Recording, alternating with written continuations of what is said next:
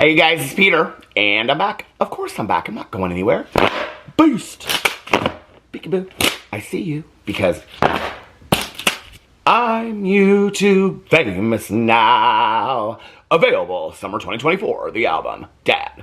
Shimmy, shimmy. Karma's a bitch. Rock on, gold dust woman. Boost. How are you guys doing today? Okay, so today I want to talk about Jojo Siwa and her rebrand, and some things that I found last night that were very, very interesting to me, and why it's important to kind of look into things ourselves instead of just believing all the hype. And I was actually rather surprised when I looked into this. So, if you guys do not know, Jojo Siwa, former member of Dance Moms fame and all that kind of stuff, has rebranded herself as the bad girl. She's now the bad girl, okay? And she put out this song called Karma earlier this month and put out a music video where she was on a white party on a yacht, and she was kissing this girl and then kissing that girl, and then she fell off the yacht because apparently she had drank too many Red Bulls or something like that. And then she went into the bottom of the sea, and she came out of the sea, and she was, some RoboCop, Fraggle Rock, Ice Capade, demon from hell, and then she did this dance routine, like Dance Mom's dance routine, that still didn't get her to the top of the pyramid, on the beach, and then she went back in the water, and then she went back onto the boat, and then when she went back onto the boat, she was no longer a Fraggle Rock RoboCop from hell. Then she was back to her normal self, and then she was kissing this girl again, and the video makes no sense whatsoever. But apparently, she's a bad girl. And so, this whole thing to me is very, very interesting. I mean, it's probably in the over 7 years of me covering drama on this channel. Well, first of all, I never would have expected to talk about Jojo Siwa this much. Maybe on my reality TV channel, but not over here. I didn't expect to be talking about Jojo Siwa this much whatsoever. And it's interesting when you kind of like put a little thread through the times I've talked about Jojo Siwa. You know, in the last year, I've talked about Jojo Siwa being friends with Colleen Ballinger. I've talked about Jojo Siwa coming out and defending Jojo Siwa, coming out and defending Colleen Siwa, coming out and defending Colleen Ballinger on the Howie Mandel podcast with her infamous quote of "You can take a lie and run with it," and then talking about how Trisha Paytas had a lot to say about Jojo Siwa, and Adam McIntyre, one of the victims of Colleen Ballinger, had a lot to say about Jojo Siwa, and then I talked about all of that, and then I talked about how she came out with this song and she invited Colleen Ballinger to the premiere of that song and continues to align herself with Colleen Ballinger. And so it's interesting when you like put a thread through all this. And now I'm talking about the rebranding of Jojo Siwa. And one thing I really skipped dedicating a video and talking about is that there are these horrible allegations to Jojo Siwa and her mother on the show that they produced of how they treated the castmates, contestants on this dance show and how they were treated, and a lot of that has come out.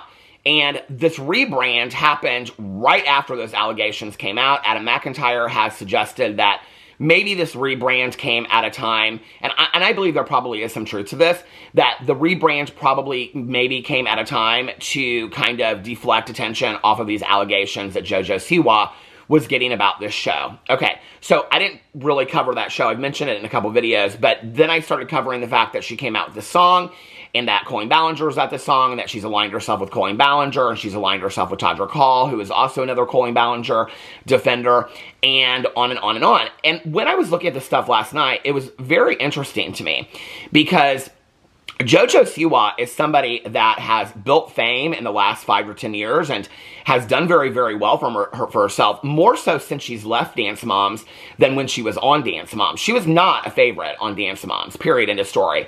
I watched Dance Moms from the inception to the very end, and I can just tell you right now, she is not somebody that you would have thought would have been on this level of fame today.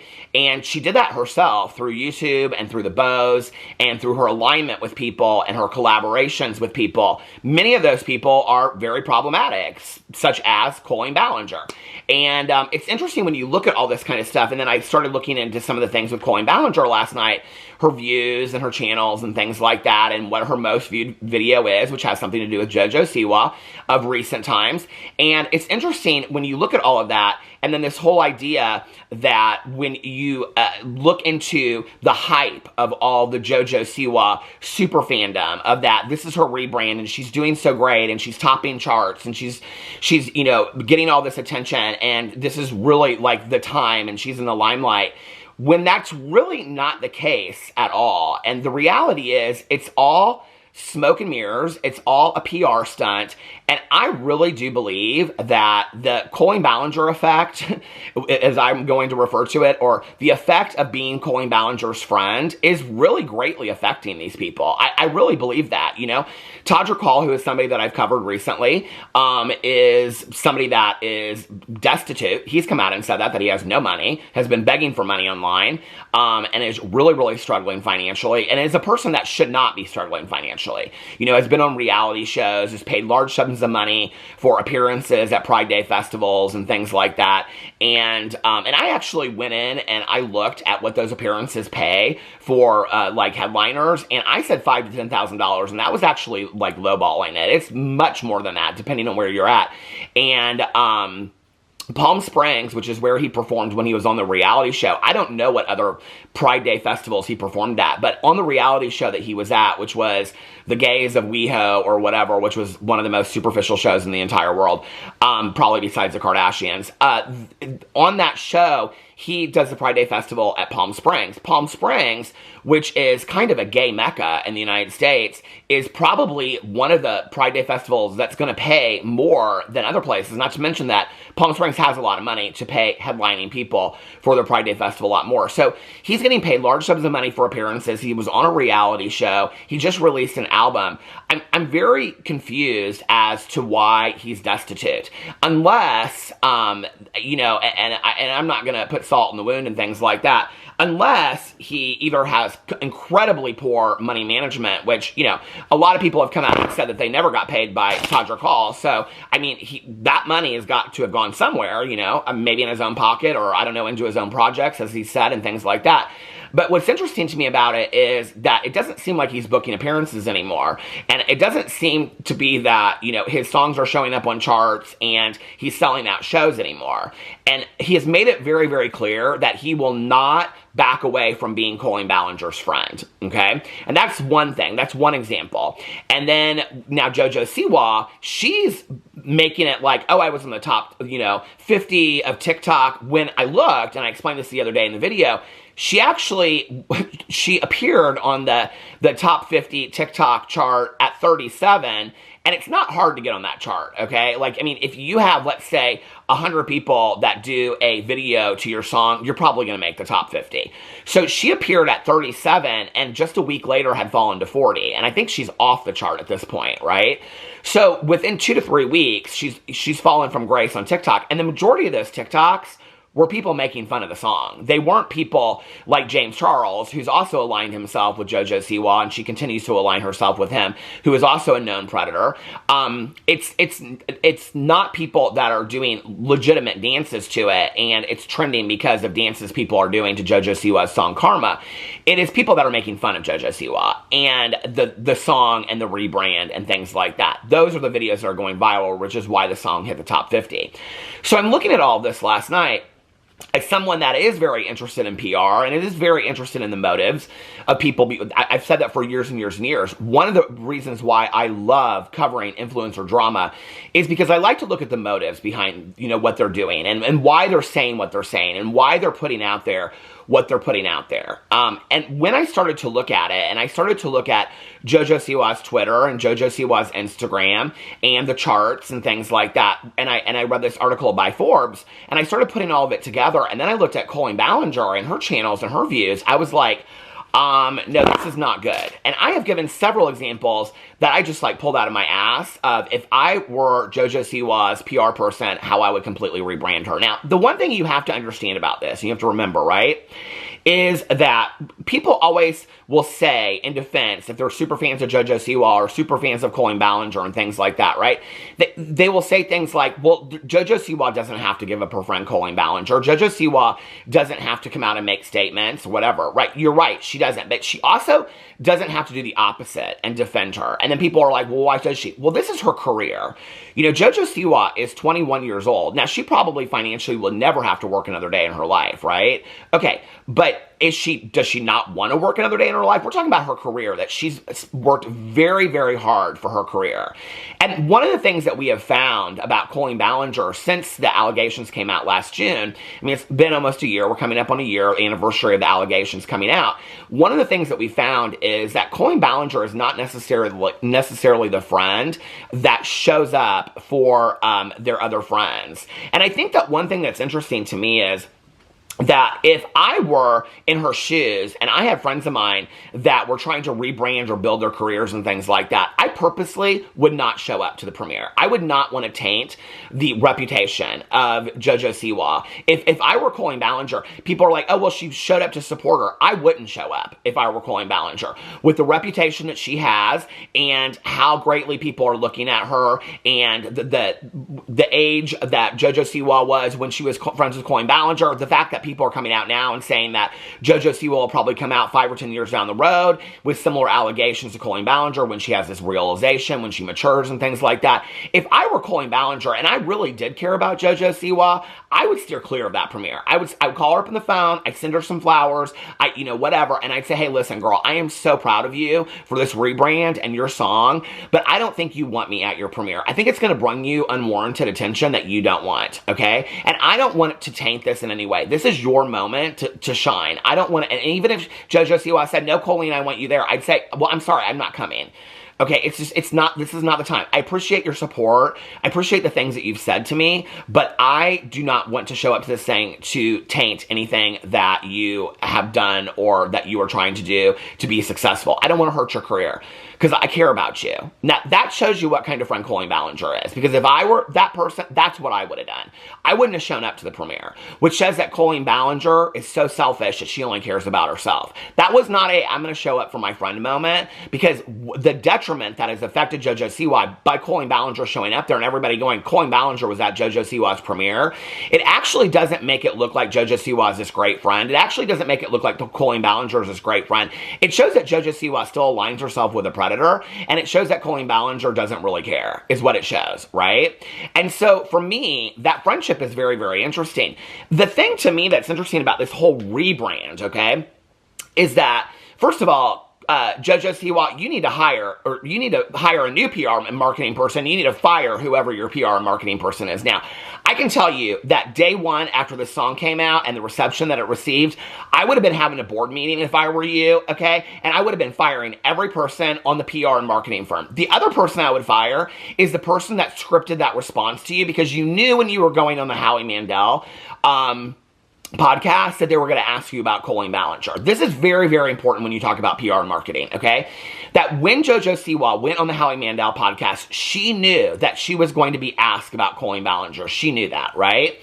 And so she was scripted a response to that. That response of, see, the thing is, you can take a lie on the internet and run with it. That was not just something that she pulled out of her ass, okay? That was a very scripted response. Well, marketing and PR 101 kind of thing is that you don't want to say any one sentence or any one statement or any one quote that can be taken and clipped and used over and over and over again. For example, how many times have I quoted Jojo Siwa in videos with her defense of Colleen Ballinger saying, you can take a lie and run with it? It was a soundbite that Jojo Siwa did not want out there in the universe, okay? That soundbite will forever haunt her as a defensive move for Colleen Ballinger. And if further allegations come out about Colleen Ballinger, or if something ever does happen with Colleen Ballinger, that one statement of Jojo Siwa saying, you can take a lie and run with it, will show what side that Jojo Siwa stands on, okay? Now, no PR and marketing person in the world would have told her to say that. That was, whoever told her and scripted that statement, because that was a scripted statement. That, Jojo Siwa, I've watched her in interviews, okay? She's not that quick. Watch her in interviews. She doesn't come up with a statement like that. That was a statement that was scripted for her, and she had it in her head to say when they asked her. If it were me and I was Jojo Siwa, and my PR and marketing people were like, if they ask you, say, I'm not going to respond to any questions about Colleen Ballinger. I'm not going to talk about it. But if they do ask you and you aren't willing to not say anything, you're willing to say, okay, she's my friend, then all you have to say is, you know what, Colleen's my friend, she's been there for me, and I'm not gonna get into a conversation about it. That's all you have to say, okay? And if he keeps on pushing it, say, listen, I'm not going to have a conversation. I'm not here to talk about Coleen. I'm here to talk about me, you know? But you had that clip out there. That is horrible PR and marketing. I do not know who her PR and marketing people are. But the fact that you have a 20-year-old, not even a 21-year-old, she is the same age as the victims. Okay, you have a 20-year-old woman rebranding herself who is aligning herself with a predator whose victims are the same age as her is like baffling to me. That there is not a PR person out there saying, Jojo Siwa, this is such a horrible look. This is going to be bad for you, okay? And I really believe, for a long time, because, you know, when I make these videos about Colleen Ballinger, you know, I'll get a lot of comments where people will say, oh yeah, like, you know, blah, blah, blah, whatever, but I'm not going to watch her anymore.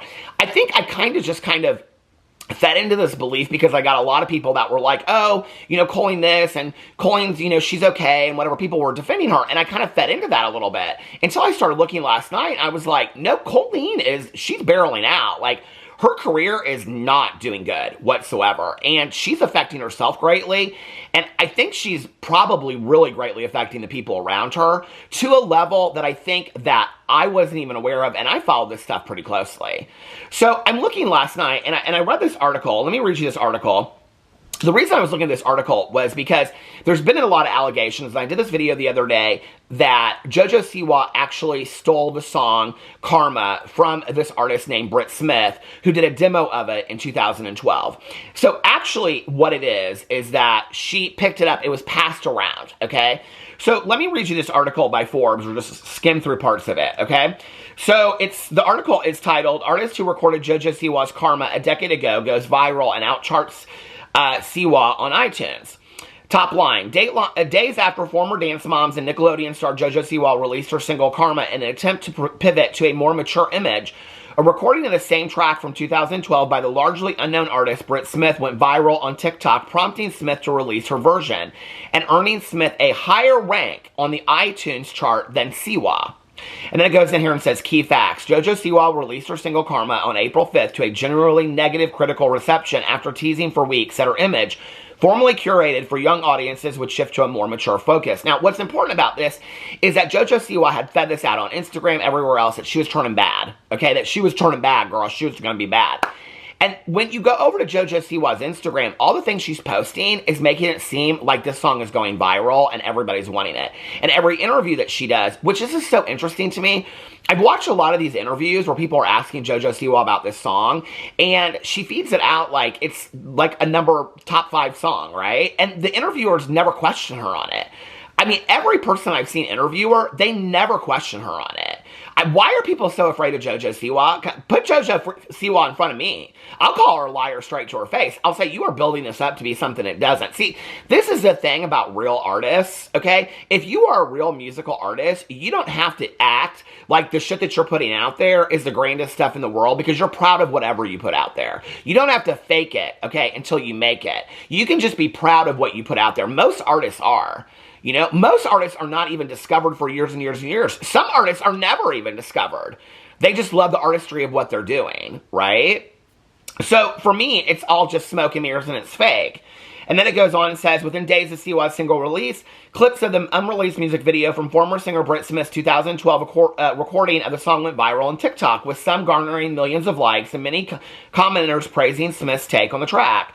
The song was written by Rock Mafia, a songwriting and production duo, and Smith's version of the track was produced by Timbaland, who also co-starred in her unreleased video. Smith told Page Six she wanted Karma to be her debut single, but her label, Interscope Records, wanted to release her song Provocative instead, which dropped in 2013, complete with a Will.i.am feature and a music video starring Betty White, though the song failed to chart. As of Monday afternoon, Smith's recording of a song released under the title Karma's a Bitch ranks number 8 on the U.S. iTunes pop charts, while Siwa's Karma is number 89. Now, this article was written several days ago. It's important to note that as of today, I just looked, Britt Smith's song Karma's a Bitch is number 4 on the iTunes chart, and Jojo Siwa's song is nowhere to be found, so that's important.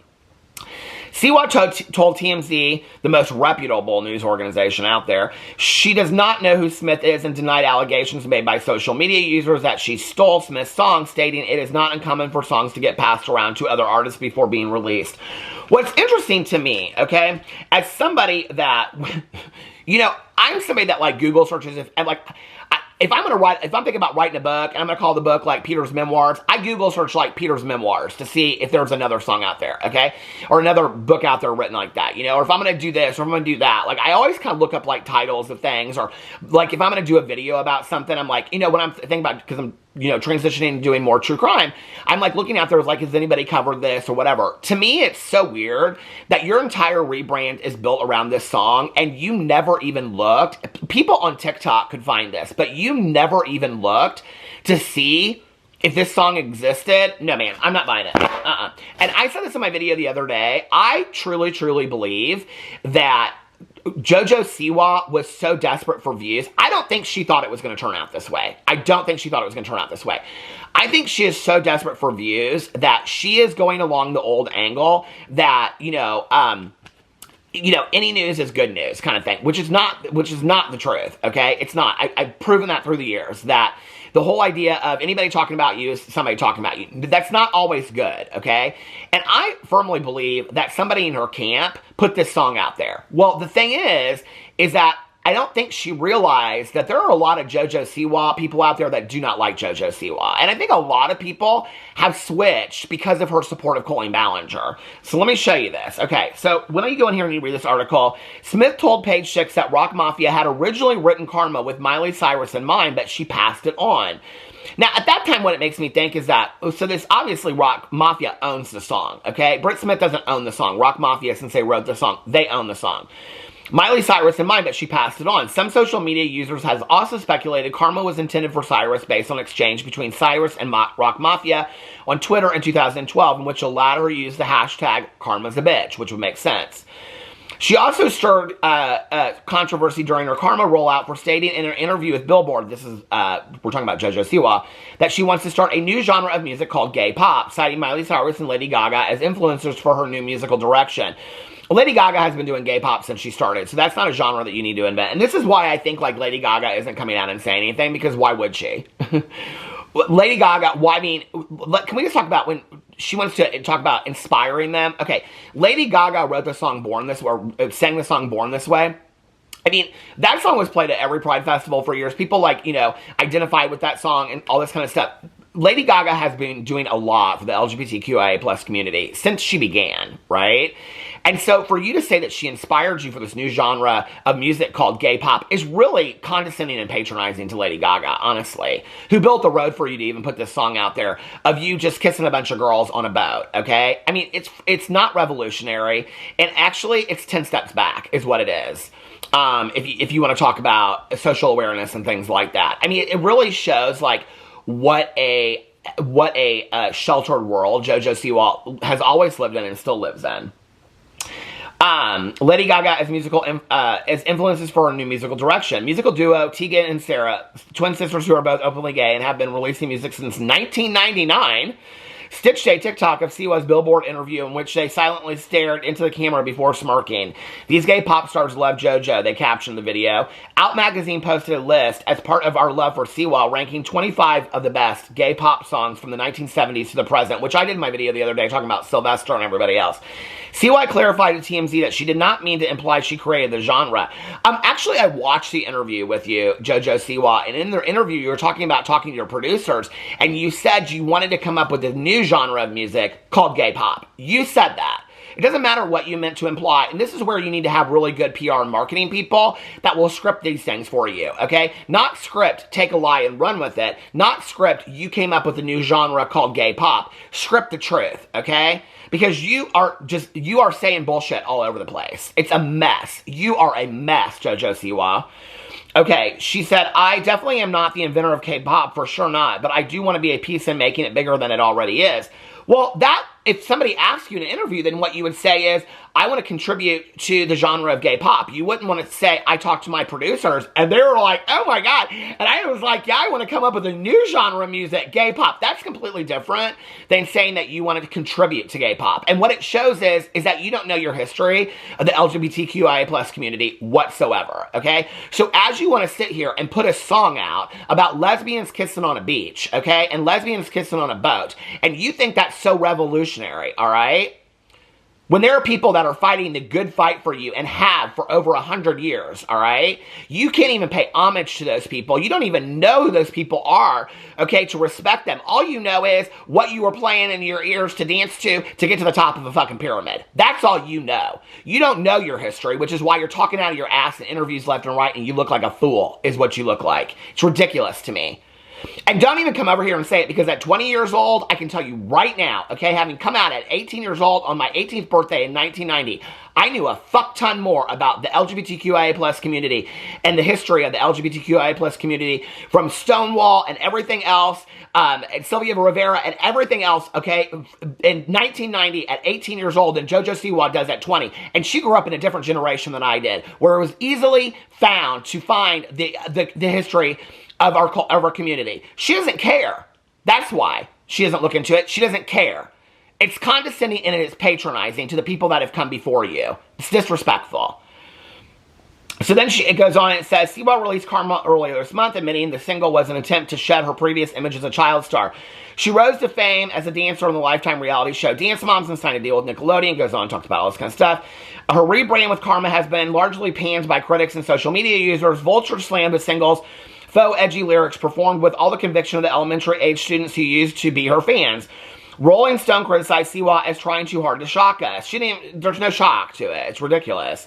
Rejecting her self-professed comparisons to Cyrus. Karma has gone viral on TikTok, in part because Siwa has consistently promoted the song to her 45 million TikTok followers, but many of the top comments on Siwa's videos are critical of the song. So this is where, when I saw this, I was like, are they critical of the song? Because I'm seeing a lot of people sing the praises of this. So I go over first to her TikTok, okay? And let me just tell you, I go over to her Twitter, first of all. I have not witnessed this kind of negativity and criticism of somebody on their very own fucking Twitter since Trisha Paytas left Frenemies. Period. End of story. Trisha Paytas, when she left Frenemies, would put out a tweet and it would just be bombarded, okay, with negativity. Every tweet was somebody coming for Trisha Paytas. That was when she left Frenemies. I have not witnessed anything like that. This is the first time since then. I was blown away, okay, by the comments underneath here. So Jojo Siwa put out this tweet about Karma is out now. And she put this out on April 5th of 2024. It currently has 1.3 thousand likes, okay? Somebody said the original, and they linked it to Britt Smith. Somebody said, oh my God, girl, is singing your hidden talent? Question mark. Keep it hidden, please. Someone said, can you delete this, please? I'm just reading these straight down, okay? Somebody said, Britt Smith ate your career 12 years ago, and they link it to Britt Smith's video. Yeah, girl, Karma is out now. Unrelease it. Somebody put on here, this is probably one of the most disgusting music videos I've ever seen. Somebody said, streaming Karma by Britt Smith or Taylor Swift, and then somebody else put underneath here Britt Smith. Somebody said, well, that made me want to get on a Boeing plane. Somebody put, they keep on linking Britt Smith's video underneath there. I mean, constantly. Stream Karma by Taylor Swift, it's way better. I've never seen and heard anything that's bad. Wow, this is really bad at it. Another person streaming or putting Britt Smith's video underneath here. Another person putting Britt Smith's music video underneath here. I mean, it's on and on. This song doesn't even make sense lyrically. Baby, the song is stolen. Goodbye. The original version of the song, after Miley Cyrus turned it down, writer Britt Smith decided to sing it herself in 2012. They link it again. Can't believe I used to beg my mom to buy your bows. I mean, it goes on and on, you guys. It is really, really bad, okay? And every tweet underneath here she is performing it, and this is a TikTok of hers, and when you go underneath here, actually, somebody underneath here put something like, the first one, they said something about how many likes it had, and they said at the time it had like 700 likes, and they said 700 likes. Wow, this is really hitting charts. So when you go underneath here to this one, okay, that's the music video. This is going to stop in just a second. Hold on. Okay, see, we don't try to pretend we're something that we're not over here. We just stop it and start it. Okay, so underneath here, it's somebody said, "Yikes! Don't do drugs, kids." Somebody said, "I'm officially old or not gay anymore because that feels like watching your sister's kid at their high school performance, politely clapping and hoping you can go home soon." Somebody said, "Why is she so bad at dancing?" I mean, I'm just reading these straight down, you guys. Underneath her own Twitter, somebody said, "So I was initially like, I don't know, girl, but thinking about it and seeing it in motion, kind of not the worst thing. I applaud the desire to be different, but somebody said, still looking like a kid's show for some reason." Somebody said, backing tracks to go watch her dance. Okay, somebody said, this is like watching a Barney Kiss mashup.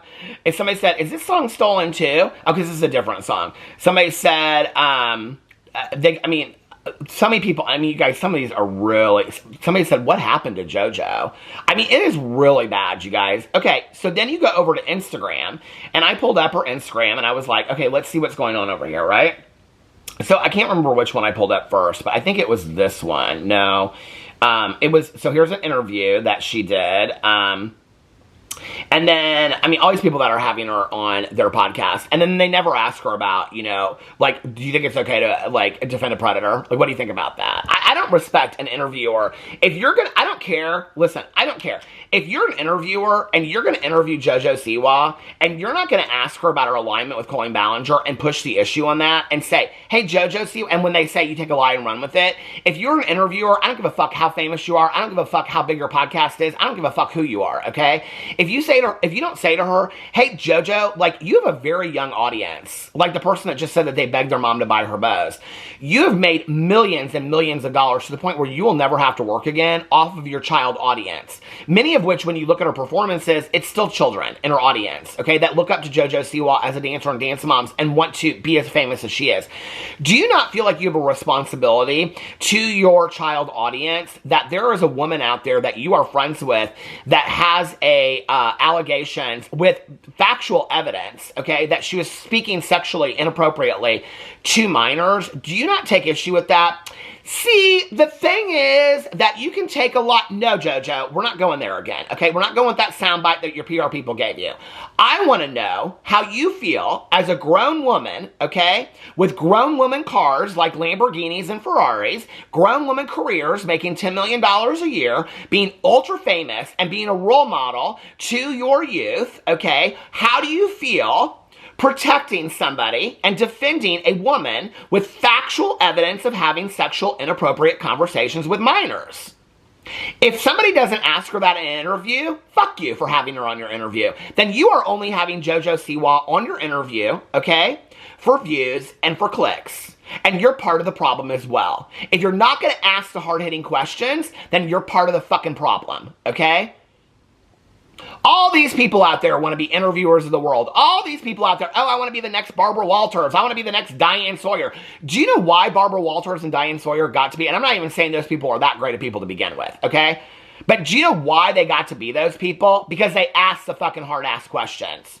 You know why Whitney Houston, The Receipts, is so famous this day? Because Diane Sawyer was one person in history that was willing to put Whitney Houston on the spot, okay? And ask her about her drug use. That's what that interview is about. When I throw up in a video and I say, The Receipts, Whitney, that is what I'm talking about. When Diane Sawyer asks her, okay, about crack cocaine, that's what I'm talking about. All these interviewers out there and all these people that want to get famous off this and they want to ask Jojo Siwa that, girl, fuck her song. Fuck her song. You should be having Jojo Siwa on your couch to call her daddy podcast and whoever else out there, okay? To ask her about her defending Colleen Ballinger and why she thinks it's okay to send that message out to her child audience. Why is anybody okay with this? Seriously, like, I'm confused. Are you going to have Jeffrey Epstein's best friends, on there next? Ghislaine Maxwell's best friends on there next? I'm confused. And ask them what song they're fucking putting out. Who cares what song she's put out? I think before she ever wants to rebrand herself and reinvent herself, her PR and marketing team might want to deal with the fact that she has defended one of her dear friends that is much older than her that is a predator. I mean, that might be where you want to start, because I can tell you when you go over to Instagram, the comments on every post are unbelievable. I mean, this one has 1,059 comments on it, right? Somebody said, you ever going to admit this is a cover song? Or views and listens do not mean quality. You literally copied the song, but you did not write the song. Jojo, you need to be canceled. Imagine saying a cover song is your own. Pop artist equals flop artist. I mean, it goes on and on and on. Oh my God, I love Brit Smith's song. People, it goes on and on and on. Every single one of these is like that. And before, when you go underneath here before to her Instagram post, they're about Colleen Ballinger. So I was like, well, I want to go and see what Colleen Ballinger's doing these days. I want to see how good her channel was, because the last time that I looked at her vlog channel, honest to God, she was getting, I don't know, 80 to 120, 150,000 views a vlog. Because I haven't looked at her vlog channel in a while, unless I'm just doing a screenshot for a thumbnail. So I haven't looked over there for a while. So I go over to Coco Siwa, Colleen vlogs, to Coco Siwa's vlog channel. And she's got on here 22 hours ago, Sick Day and Singing Dramatic Songs, 31,000 views. I got Olivia Rodrigo tickets. Oh, she's that girl that sings about getting her driver's license? Oh, okay. You're getting...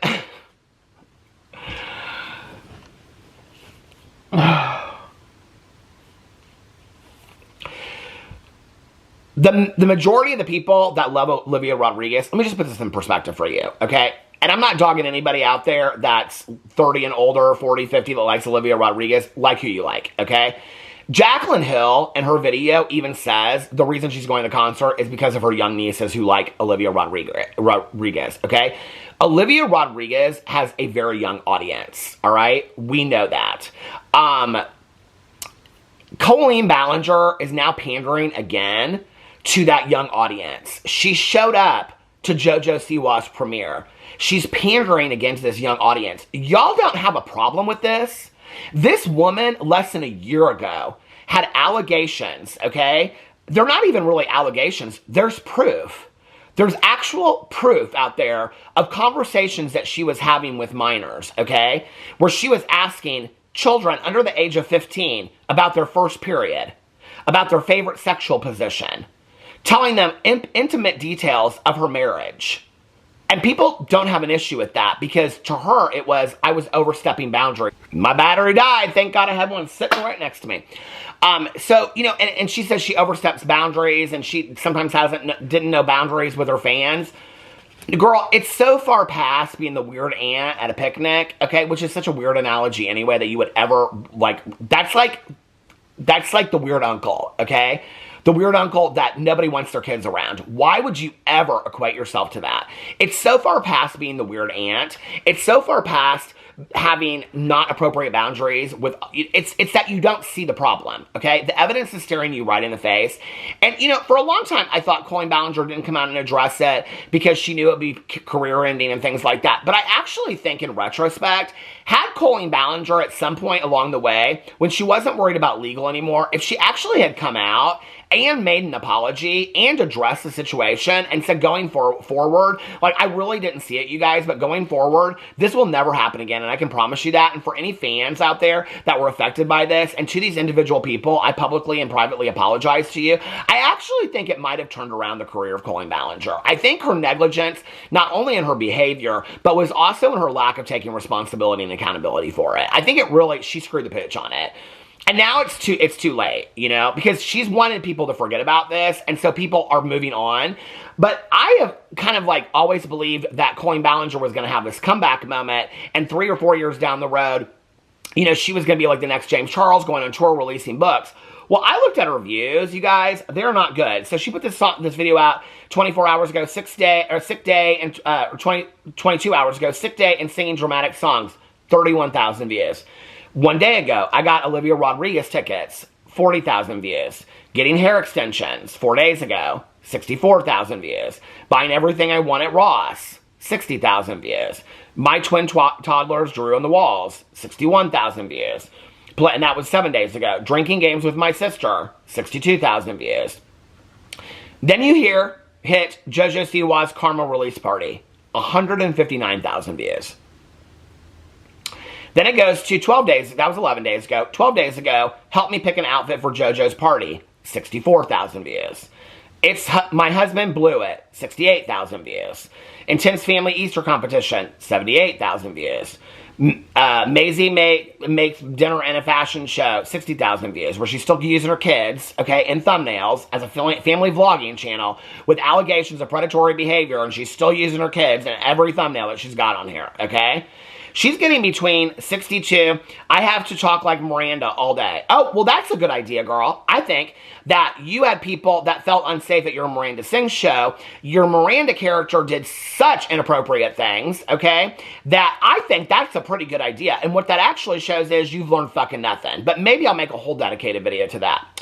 So what I realized when I went through there is for like the last 6 months, she's getting around 60,000 views, okay? I mean, there's really nothing in here. I mean, she's got a couple videos that, I mean, saying goodbye to my Miranda lipstick got almost 100,000 views. It's whenever she's really feeding out the Miranda thing, their favorite Miranda video. It only got 63,000 views, though. You know, I mean, she is doing anything she possibly can to, like, oh my God, it's just, she uses her kids so much. I know that she got criticized for that before, but, like, literally, it's every other thumbnail she's used, every third thumbnail she's using her kids in here. But, you know, like, I went back and I looked, and let's see here, about 6 months ago, she was actively getting 140, 172, 169, 243, 240, 197. This is 4 months ago. 313, 272, 433, and then it was the fall vlog, 1.4 million. So, from there, she was getting 433, 272, 313, 197, 240, 234, 169, 172, 143, 126, 125, 122, 106, 217. That's the last Miranda show's conversation. 114, 151, and then it like starts going down. And now she's getting between 30 and 60. So in 6 more months, what's she going to be getting? Between 10 and 30?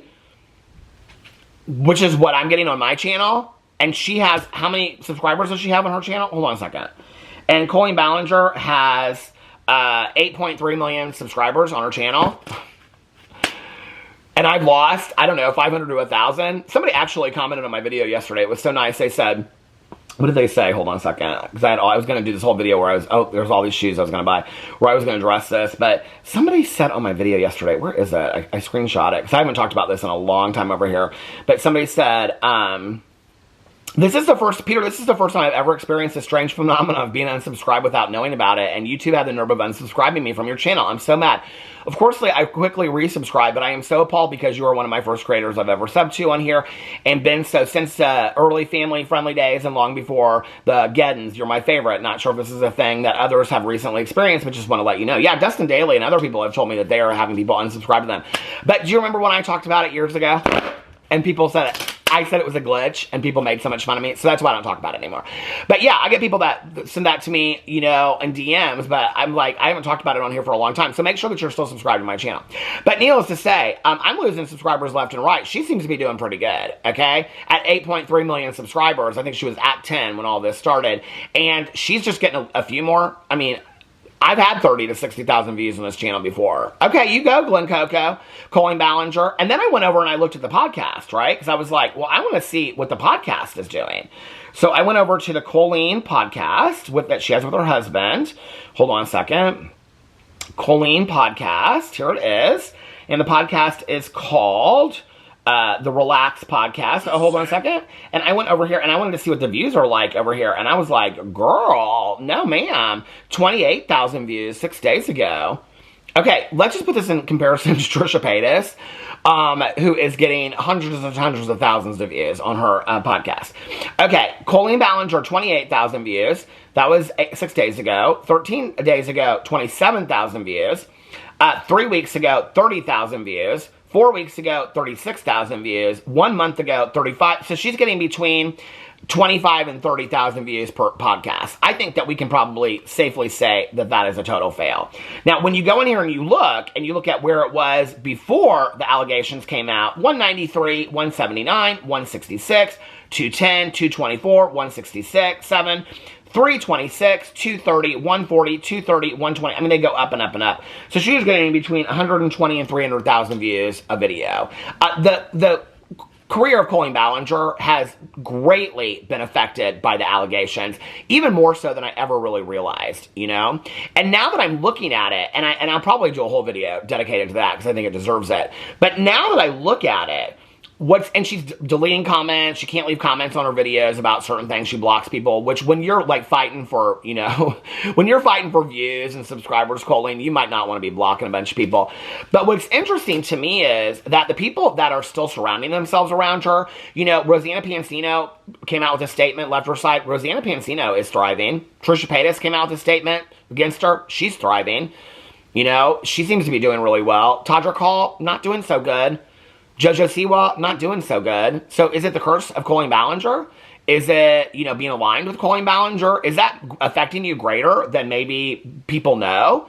You know, I mean, I'm not a scientist, I got my glasses on, I can't do math, but I have to believe there has to be some correlation between this. I think people started thinking about them differently when they started coming out and saying all this stuff, you know, and then you see Jojo Siwa have her at her premiere and continue to defend her and continue to, I think people over time were just like, you know, those 12, 13, 14, 15-year-old girls that were following Jojo Siwa while she was on Dance Moms were probably the same people that loved Colleen Ballinger when she was Miranda Sings going around doing live shows at that time. They're now in their early to mid-20s, okay? Those people that loved and followed Jojo Siwa on Dance Moms and her dance career, and they wanted to be dancers like her.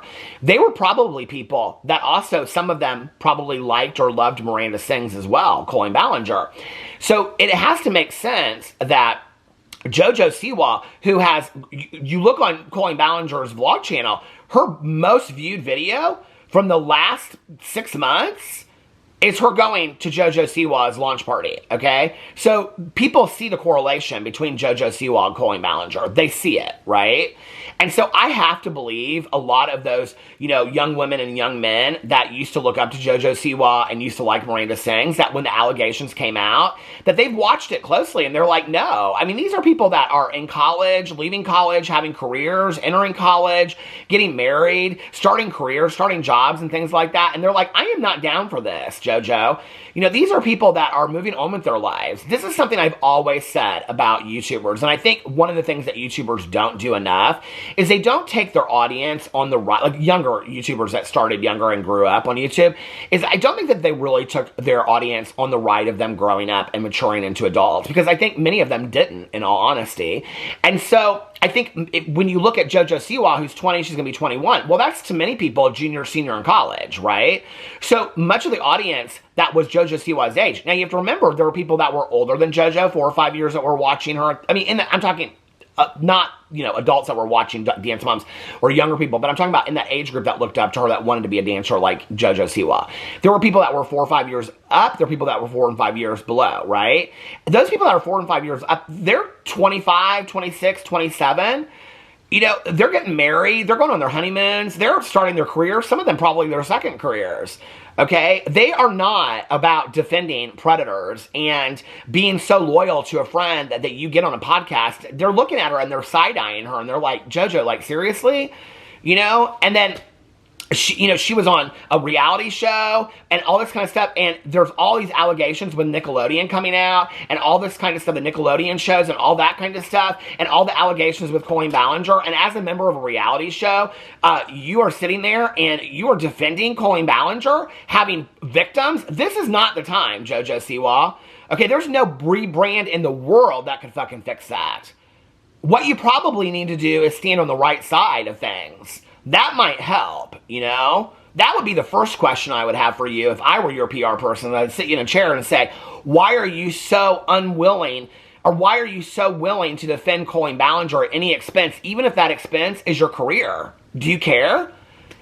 I want to know what Colleen Ballinger either has over these people or has done for these people that they are unwilling to back away. I mean, Joey Graceffa, who gained greatly off of his friendship with Colleen Ballinger, has never once come out and spoke about Colleen Ballinger. Y'all don't think that's weird? They have literally like 100 videos together. They have entire videos dedicated to their past videos that they did together.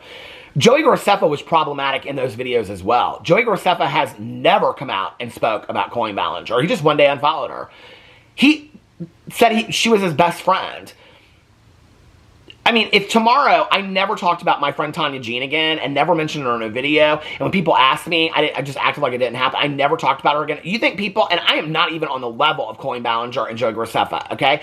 You think people every once in a while wouldn't be like, why does Peter never talk about Tanya Jean anymore? Are you fucking kidding me? So the fact that he just gets away with one day just being like, oh, I'm not Colleen Ballinger's friend anymore. No, girl, you need to take a stand, okay? It's not good enough just to unfollow somebody. You need to come out and say, this is why I unfollowed them. And when people say, no, they don't have to do that, let me tell you why they have to do that, okay? Because if Joey Graceffa unfollowed Colleen Ballinger because she owed him $1,000 and she didn't pay him, then that's one thing. That's a personal issue. If Joey Graceffa unfollowed Colleen Ballinger because they just weren't friends anymore over time and their friendships went a separate way and they just didn't talk really much anymore, and that's happened with me in friendships and whatever, and so he just one day was like, you know what, we just don't even really talk anymore, I don't know that much about Colleen's world anymore, and so he unfollowed her, okay? They had just done videos together. Joey Graceffa has since done videos with Jojo Siwa, okay? Several videos with Jojo Siwa.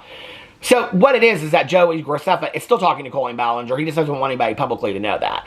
Those issues, those things about, like, I don't know, maybe y'all had an argument over whatever, okay, that makes sense. But why Joey Graceffa unfollowed Colleen Ballinger is because he greatly benefited off of her career, and she greatly benefited off of his career, and they helped collaborate together to build careers together. And he did just as many inappropriate things as other people have done in her Miranda Sings videos and made inappropriate jokes to her very young audience and to his very young audience, okay? If the reason why Joey Graceffa unfollowed Colleen Ballinger was because of the allegations, then no, that isn't a personal thing like she owed me $1,000 and never paid me. That's him taking a stance and saying, I can no longer support my friend Colleen Ballinger because these allegations are real and I'm not going to support a predator, okay? That, I do think we need to know about. I do think that is taking a stand, okay? Because if what he's doing is unfollowing her so that the world knows I don't support Colleen Ballinger and the allegations, then that's fucking performative, okay? If you can't come out and say, the reason why I unfollowed Colleen Ballinger was because I can no longer stand by her and the behaviors that she's existed in. That wouldn't be a lot for the victims. That would mean a lot for the victims, okay? If Joey Graceffa, somebody that was so close to Colleen Ballinger, came out. Because if it's not about that, then why'd you unfollow her, girl? If it wasn't performative, that you didn't want the entire world to back off your ass, okay, from asking you about Colleen Ballinger because every fucking video you did was about Colleen Ballinger, if you didn't want them to back away from you and stop asking you questions, why'd you unfollow her? I mean, that's a pretty big thing. I mean, you're somebody that shares about everything. You shared about why you moved to London. You shared about this dog. You shared about that dog. You shared about this. You shared about Gabby Hanna. You shared about Daniel. You don't think that people might want to know why you and Colleen Ballinger aren't friends anymore? Maybe if it's just a disagreement, then just get on video and say, we just had a disagreement. We decided to go our separate ways and we're no longer friends anymore. If it's just that simple. If the fact is that you unfollow her because she's a predator, well, then I think maybe your very young audience might want to know that supported you for all this time. And I think that would also give credence to that. Or is it just performative because you just wanted to unfollow her so people would get off your ass about it, you know? I think your ex is a complete phony, but at least he got in a video and addressed it, okay? He also said in there that he was going to do better, but he continued to hang around James Charles. That ain't doing better, all right? Y'all need to figure out your priorities. Y'all are Holly weird is what you are, okay? Y'all live out there in Hollywood and you're Holly weird. And the only thing you care about is your money and your fame. That's all you care about, okay? You don't have real friendships. You don't care about real issues. So don't ever get on fucking video and act like you care about real shit, because you don't care about real shit. Because if you did care about real shit, you get on video and you talk about it. Joey Graceffa coming out and saying, I had to unfollow Colleen Ballinger. I could no longer support her because of the allegations that have come out. And when I looked at them and I looked at the factual evidence, I couldn't believe it. All right? Unless Joey knew about it all along. Unless Joey was at those viewing parties of Trisha Paytas's OnlyFans. But we wouldn't know that because he hasn't come out and addressed it. Right? And the people that protect Joey Graceffa and all these other people, they say, oh, they don't have to talk about it. Well, then you're protecting Joey from having to talk about it. But that would give a lot of credence to the story of the victims, right? And let's not forget, James Charles, if all those people back then would come out and say, yeah, I've seen James Charles hit on a lot of people. Yeah, I've seen James Charles make comments about minors. Yeah, I've seen James Charles do this, all of which I've heard behind the scenes, okay? If those people had come out and distanced themselves and had nothing to do with James Charles wouldn't have a career today. And his career and his power is what allows him to continue to hurt people in the future. So people not speaking about Colleen Ballinger, it is a problem. And when you have a 20-year-old, almost 21-year-old woman, okay, she's not a child, she's a woman, and she is coming out rebranding herself as bad, and she is defending her friend against predatory allegations, and basically just saying there's no truth to the victim stories whatsoever and calling them liars, all right? That's seriously problematic, and probably the reason why your rebrand is in the shitter, JoJo, okay? Just to say. So maybe that should be your new song, okay? Karma's a bitch, I got served it on a plate, and now my rebrand's a shitter. There's some lyrics for you. Take them, run with it, sing it if you can. I love you guys, and I'll see you tomorrow. Bye.